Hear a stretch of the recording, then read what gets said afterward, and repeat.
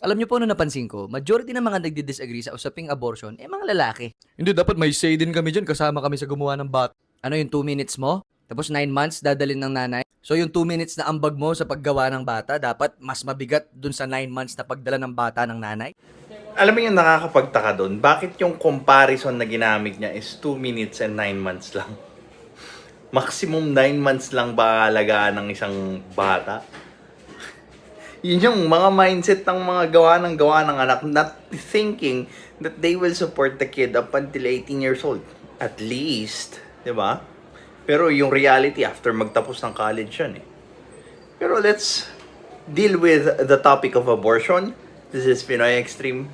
Let's do this. This is Pinoy Extreme.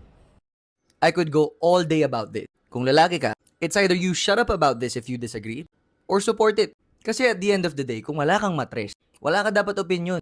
Bakit kaya ganun, no? If mag-decide yung babae na ipalaglag yung bata, wala tayong say.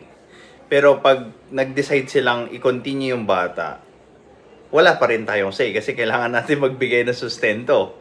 So, bakit all of the decision making are in the girl's hand? Kung wala akong say kung itutuloy yung pregnancy o hindi, bakit ako inuobliga na suportahan yung bata kung sakaling madesisyonan nilang ituloy yung pregnancy? 'Di ba? Unless ang opinion mo sumusuporta sa healthcare ng babae. Pero hindi ba susuportahan mo dalawa yung healthcare ng bata at healthcare ng babae? So what do you mean by that? Because whether you like it or not, women will get abortion. That's a fact. Unang-una, depende. Nasa Pilipinas tayo, illegal lang abortion. 'Di ba?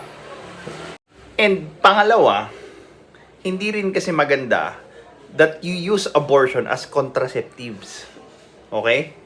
Kasi we have other methods of contraceptives tulad ng pills, IUD, injectable at kung ano-ano pa para hindi umabot sa punto na kailangan yung makabuo ng buhay. And then later on, marirealize nyo na hindi nyo pala kayang buhayin and then terminate it. Hindi po mapipigilan yan. So we might as well legalize it to make it safe for the women who gets it. Kesa naman po patuloy nilang tinataya ang buhay nila. Now, abortion is a slippery slope na topic. Kasi it can be abused, but it can also be used to save lives. And like for example, sa isang rape victim, give them a second chance para sa isang mas mapayapang buhay. But I do not agree to use it as a contraceptive, lalo na may mga available naman na hindi na kailangan makabuo pa ng buhay bago nyo mapagdesisyon ng patay nito. This is Pinoy Extreme. Have a good day.